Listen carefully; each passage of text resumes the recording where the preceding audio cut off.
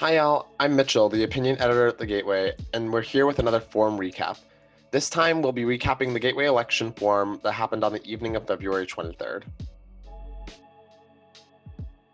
This January, a new group on campus was formed, the No Cops on Campus Collective. It consists of students, professors, and administrators and encourages the university to divest from policing and invest in non-carceral forms of safety. Currently, the collective is working to put an end to the university's police liaison program. At the forum, Vice President student life candidates were asked if they would support the collective and the overall idea of divesting from police. Both candidates said they would support the collective in their efforts, which isn't much of a surprise given both candidates focus on advocating for marginalized student populations. Talia Dixon said that she even had promoted the collective at Students' Council. She also said the University of Alberta Protective Services, or UAPS, is a microcosm of police brutality on campus. We already know that UAPS is a service that has been called out many times by students for being discriminatory against particularly Black and Indigenous students. She called for the Students' Union to create community supports that can decrease crime on campus, sans the discrimination of the institution of policing. The number one thing that we all know UAPS does is simply remove homeless people who are hiding in minus 30 weather in hub or sub. I don't think that that's the proper solution. We need to work with our university to find a way that we can stop criminalizing people and start actually developing fulsome community support. Daniela Carbajal also referenced the power of community programs, bringing her degree to back up her claims. Carbajal wasn't able to attend this forum and pre-recorded her answers, so enjoy this clip of our moderator and arts and culture editor, Tom DeKezi, play her recording. I'm a strong believer that community-centered approaches are more powerful than top-down approaches. As a psychology student, this has been a focus of my research, in particular the ways in which community-centered approaches can empower marginalized communities. She also got vulnerable and shared her own experiences with policing as an Indigenous Mexican woman. I myself have not had the best experiences with police and have experienced things such as carting, so I'm a strong supporter of this initiative. I believe this is a major issue in regard to ensuring that the campuses are as inclusive and safe for all communities. Since the university shifted to remote delivery last March, students have experienced the discomforts of online proctoring software, such as Smart Exam Monitor. At the forum, candidates were united in their stance against online proctoring, but offered different solutions to address the problem. When asked about his position on the service, Vice President academic candidate Abner Montero promised to work towards a full ban on online proctoring services.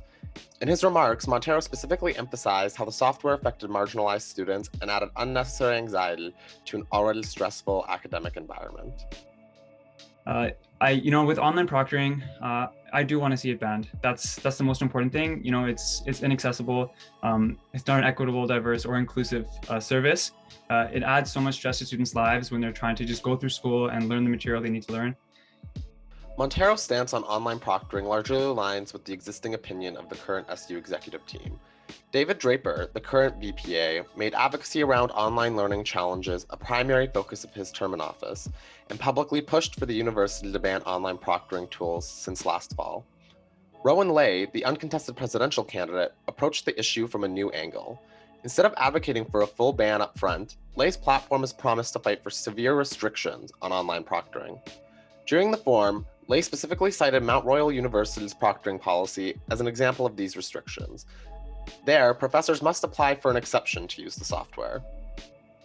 At Mount Royal, in their fall semester, they did have a process like this, where instructors were required to demonstrate the need to use SEM in order to be allowed to use it. Overall, Lay asserts Mount Royal professors rarely applied for exemptions, but admitted the University of Alberta may use more exemptions if the policy were adapted here. In the end, Lay claims the effects of either a ban or severe restrictions would look the exact same for a vast majority of students. By not pursuing a full ban, Lay believes professors will be more receptive to taking actions on problems with online proctoring. This does, though, I think, make it a lot easier to actually get this done, because moving to an absolute position will get us a lot of resistance from the profs and programs that might occupy those more extreme situations where they do need to have some form of proctoring. For Montero, he will only advocate for similar restrictions if he is unsuccessful in working towards a full ban. I will continue to push to have online proctoring banned. And if I can't have it banned, at least be able to make a process or develop a process where professors need to at least apply to be able to use online proctoring for every single one of their assessments. We all know it's been a tough year for post-secondary funding. The last 2 provincial budgets have not been kind to us, and with another budget dropping tomorrow, who knows what else the province has in store for us. With a 7% tuition increase already happening this year for domestic students, with even higher increases for international ones, and another tuition increase looming over students' heads in the future, we could potentially be facing considerably higher tuition fees for years to come. Board of Governors candidate Dave Conrad believes that one way to offset this increase in tuition is to spread the increases over a perceived influx of future students. Conrad believes this can soften the impacts of tuition increases now. When he was asked why this approach is better than directly protesting tuition increases at the board, Conrad got candid with the audience. So why is this plan the best way to approach tuition rather than exclusively advocating for no increases at all? It is not better. It is a compromise approach, as I said in one of yesterday's forums as well. In explaining his position, Conrad acknowledged the importance of building a case against tuition increases, saying that higher fees could be the difference between whether a student can afford their next meal. However, Conrad said that in the face of an unsympathetic provincial government unlikely to back down on their plans to cut post-secondary funding, his plan offers some comfort to students, even if it isn't ideal. This is a way to soften the blow. It's a compromise in the face of a government that will probably be unrelenting, although of course will push that priority. So it is one of several ideas, because to put all of my eggs in one basket is irresponsible. Looking back, previous BOG reps have failed to prevent tuition increases from occurring. While different from directly opposing tuition increases, will Conrad's pragmatic approach to tuition increases win him votes? Only time will tell. From the first forum, it has been made clear that if the UPass is renewed for this year, there will be exemptions if courses remain online. However, an announcement yesterday from the university said that there may be more in-person classes next year, and this had us wondering when the university would begin to reassess the fee altogether. At last night's forum, Alana Cran noted a very important aspect of the UPass exemption offered to students. Just like a single fare ticket, this exemption is on an individual basis. There are certain exemptions, such as for students whose classes are completely and entirely online. I think since classes, being online was a thing. And basically that's an individual per student exemption.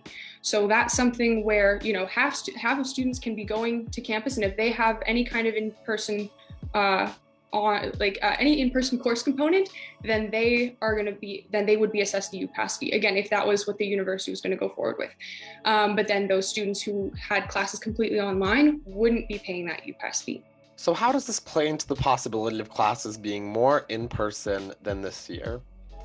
Cron said that the exemption will likely remain this way till a large enough proportion of students return to campus, or until the alternatives that ETS currently offers students end. These alternatives include purchasing transit passes at the youth rate and the Ride Transit program, which offers international students, A-share income recipients, and low-income Edmontonians discounted monthly passes. In other words, the exemption will likely remain a case-by-case situation as we enter the fall semester. And again, I won't speak on behalf of the university here, but what I'm guessing is that it will be at a point when the pandemic alternatives are not being renewed by City Council. Because again, those alternatives that we've been seeing, such as, all students being able to access the youth passes, for example, those are just being renewed on a 4-month basis, and those are set to expire at a certain point. So I think that it's when it's at a point where it will benefit students who are attending in-person classes, and then not be harming those students who are going to be online. That's it for our forum recap today. Make sure to keep it tuned into the Gateway for more elections coverage and more stories about the issues that matter to you.